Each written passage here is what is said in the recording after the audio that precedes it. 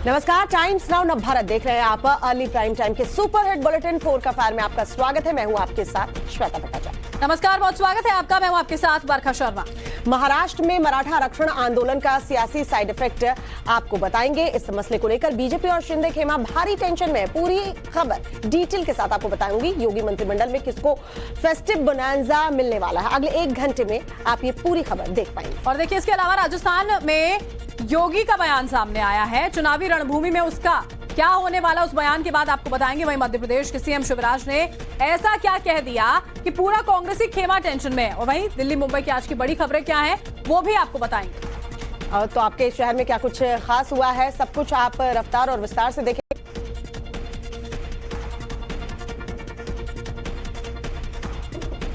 और चलिए अब खबरों में आगे बढ़ते हैं, तफसील से खबरों को देखते हैं। मर्यादा पुरुषोत्तम श्री राम की आंध्र प्रदेश से शुरू हुई यात्रा अयोध्या में पूरी हुई।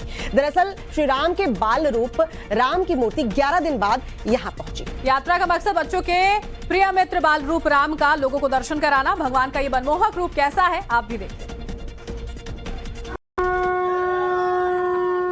ये मर्यादा पुरुषोत्तम श्री राम की यात्रा है। बाल रूपी श्री राम आंध्र प्रदेश के अल्लागड्डा से अपने जन्म स्थान अयोध्या पहुंचे। उनकी 3500 किलोमीटर से अधिक की यात्रा 11 दिन में पूरी हुई। इस अद्भुत यात्रा का जगह जगह लोगों ने भव्य स्वागत किया। रास्ते में भगवान राम की एक झलक पाने के लिए बड़ी संख्या में श्रद्धालु उमड़ पड़े। खास बात यह है कि इस यात्रा में महिलाओं ने भी बढ़ चढ़कर हिस्सा लिया। श्री राम के गर्भगृह में जाने से पहले बाल रूप राम की यह मूर्ति बनाई गई है। यात्रा का मकसद बच्चों के प्रिय मित्र बाल रूप राम जी का लोगों को दर्शन कराना है। इनको अयोध्या लाने वाले सत्यकाशी भार्गव नेशनल फिल्म पुरस्कार से भी सम्मानित है। इनका कहना है कि प्रभु श्री राम बच्चों के बाल मित्र हैं। बाल राम जी का मूर्ति को हम बनाया एक शिला से, rock, it was made with stone. तो ये 7.5 फीट स्टोन है, स्टोन से बाल राम मूर्ति बनाया था। अयोध्या पहुंचकर प्राण प्रतिष्ठा से पहले इस मूर्ति को समर्पित किया गया। 300 से ज्यादा राम और हनुमान के मंदिरों के दर्शन करते हुए यात्रा पूरी हुई। रास्ते में प्रभु भगवान के भक्तों से उनका हार्दिक अभिनंदन किया। लोगों ने रास्ते में खूब नारे भी लगाए, जिसके बाद यह भव्य मूर्ति अयोध्या वासियों को समर्पित की गई।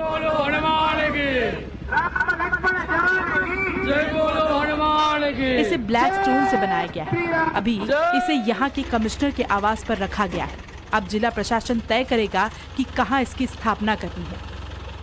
3500 किलोमीटर की यात्रा 11 दिन में पूरा करके अयोध्या पहुंची है ये बाल रूप राम जी की प्रतिमा।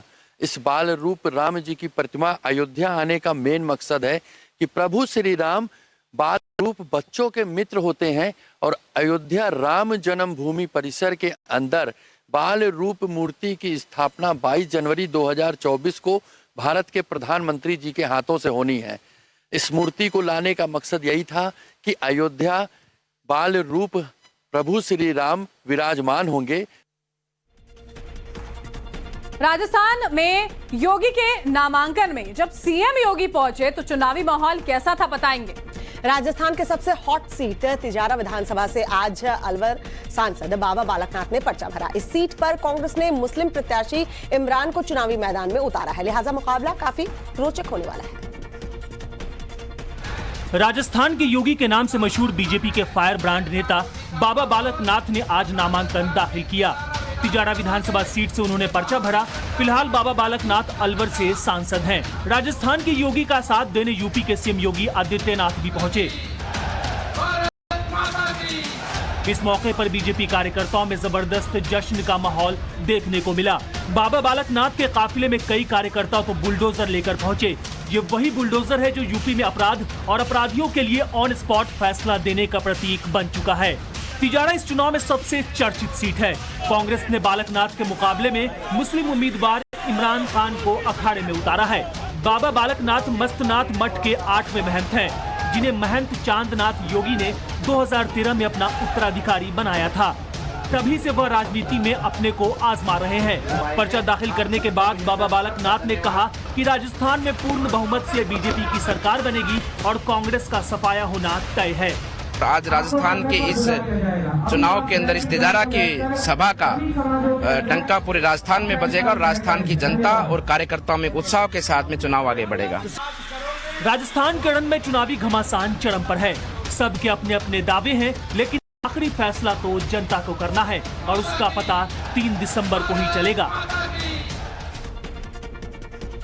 5 राज्यों में होने वाले विधानसभा चुनाव के लिए प्रचार जोरों पर है। राजस्थान के अलवर में यूपी के सीएम योगी आदित्यनाथ ने एक जनसभा को संबोधित भी किया। जनसभा में उन्होंने कहा कि राजस्थान में तालिबानी सोच का अंत होगा, राम राज्य आएगा। सीएम योगी ने कहा कि तालिबान का उपचार तो बजरंगबली की गदा ही करती है। उन्होंने कहा कि कांग्रेस होती तो राम मंदिर नहीं बनता, क्योंकि मंदिर बनाना तो छोड़िए, यहाँ मुआवजा भी भेदभाव से दिया जाता है।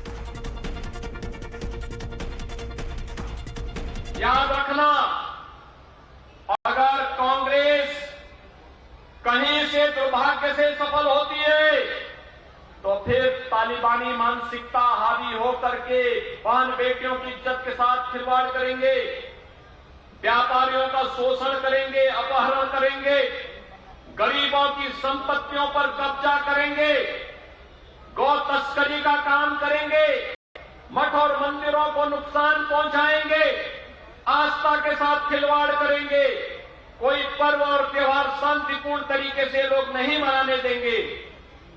और इस पर लगाम लगाने के लिए आज आवश्यकता है और इसके लिए भारतीय जनता पार्टी आपके सामने है। भारतीय जनता पार्टी और बाबा बालक नाथ जी आज आपके सामने है।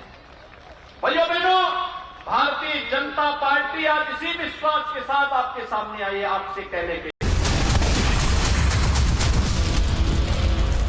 ब्रेक के बाद आपका स्वागत है। कांग्रेस नेता सचिन पायलट ने राजस्थान के टोंक विधानसभा से नामांकन दाखिल कर दी है। इस बीच पायलट के नामांकन से चौंकाने वाला खुलासा भी हुआ है। पता चला है कि सचिन और सारा पायलट अलग अलग हो गए हैं। सचिन ने सारा को तलाक दे दिया। हालांकि तलाक की बात पर पायलट ने फिलहाल चुप्पी साधी हुई है। क्या होगा इस तलाक का पायलट की राजनीति में असर, देखिए शुरू। कांग्रेस नेता सचिन पायलट का ये वही एफिडेविट है जिसके सामने आने के बाद पता चला कि वो तलाकशुदा है। पायलट ने मंगलवार को टोंक से नामांकन दाखिल किया। नामांकन भरने के बाद दिए एफिडेविट से चौंकाने वाले खुलासे हुए हैं। इस एफिडेविट में पत्नी के नाम के आगे उन्होंने तलाकशुदा लिखा है। हालांकि इस हलफनामे में दोनों बेटों का नाम साझा किया गया है। सचिन पायलट के तलाक की जानकारी सामने आने के बाद राजस्थान की राजनीति में तरह तरह की चर्चाएं शुरू हो गई हैं। अंदर खाने कई तरह की कानाफूसी हो रही है। ये साफ नहीं हुआ है। हालांकि इस तलाक को लेकर सचिन पायलट का अब तक कोई बयान सामने नहीं आया है। बता दें कि सारा पायलट जम्मू कश्मीर के पूर्व मुख्यमंत्री फारूक अब्दुल्ला की बेटी और उमर अब्दुल्ला की बहन है। सचिन पायलट और सारा अब्दुल्ला ने साल 2004 में लव मैरिज की थी। करीब 19 साल बाद दोनों ने अपनी राहें बदल ली। सचिन पायलट के सांसद बनने के बाद अब्दुल्ला परिवार ने सचिन और सारा के रिश्ते को स्वीकार किया था, लेकिन शादी के 19 साल में दोनों एक दूसरे से अलग हो गए। सचिन पायलट और सारा पायलट के 2 बच्चे हैं। बड़े बेटे का नाम आरन पायलट और छोटे का नाम विहान पायलट है। दोनों बच्चे अभी सचिन पायलट के पास हैं। पायलट ने एफिडेविट में डिपेंडेंट के तौर पर दोनों बच्चों के नाम लिखे हैं। वहीं पत्नी के कॉलम में तलाकशुदा लिखा है। कुछ और खबरों का रुख कर लेते हैं। मध्य प्रदेश के मुख्यमंत्री शिवराज सिंह चौहान ने कहा है कि महिला सुरक्षा को लेकर बड़ी बात कही। उन्होंने कहा कि बहन की इज्जत, मान और सम्मान मेरे लिए सबसे ऊपर होता है। उन्होंने आगे कहा कि इसलिए हमने ये तय किया है कि बेटी बहन की तरफ कोई गलत नजर से देखेगा तो सीधे फांसी के फंदे पर लटका दिया जाएगा। शिवराज मध्य प्रदेश के डिंडोरी में एक जनसभा को संबोधित कर रहे थे। मेरी बहनों, बहन की इज्जत, मान और सम्मान मेरे लिए सबसे ऊपर है और इसलिए हमने तय किया कि बेटी की तरफ, बहन की तरफ कोई गलत नजर से देखेगा तो सीधे फांसी के फंदे पे लटका दिया जाए। कहीं आगजनी की जा रही तो कहीं पथराव हो रहा है। हम बात महाराष्ट्र की कर रहे हैं, जहां मराठा आरक्षण को लेकर जगह जगह प्रदर्शन किए जा रहे हैं। नांदेड़ में तो रास्ता रोको आंदोलन के दौरान यहां के एसपी भी घायल हो गए। मराठा आरक्षण पर आज राज्य सरकार ने सर्वदलीय बैठक भी की। रिपोर्ट दिखाते हैं आपको।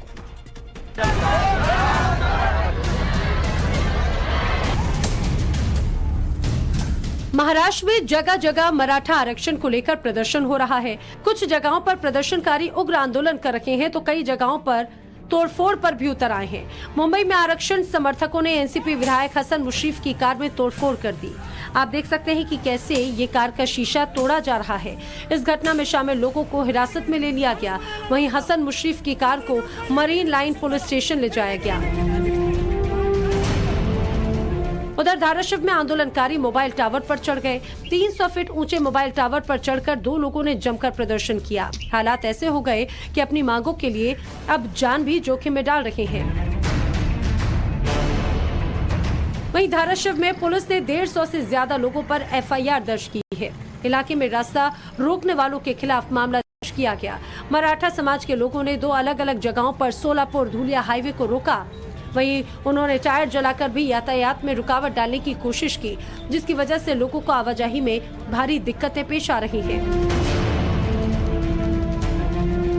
नांदेड़ जिले में भी मराठा आरक्षण के लिए कई जगहों पर विरोध प्रदर्शन हो रहे हैं। यहां मंगलवार देर शाम आंदोलन के दौरान नांदेड़ में जमकर पथराव हुआ था, जिसमें नांदेड़ के एसपी घायल हो गए और 4 से 5 पुलिसकर्मी भी घायल हो गए। यहां नायगांव तालुका के कुशनूर में रास्ता रोको आंदोलन के दौरान पुलिस और प्रदर्शनकारियों में बहस हो गई। बात इतनी बिगड़ी कि पथराव की नौबत आ गई। दरअसल प्रदर्शनकारी हाईवे बंद कर रहे थे और पुलिस उन्हें समझाने की कोशिश कर रही थी। इसी दौरान ये घटना हुई। उधर मुंबई में मुख्यमंत्री आवास के बाहर सुरक्षा सख्त कर दी गई है। मंत्रालय में दंगा नियंत्रण पुलिस तैनात की गई।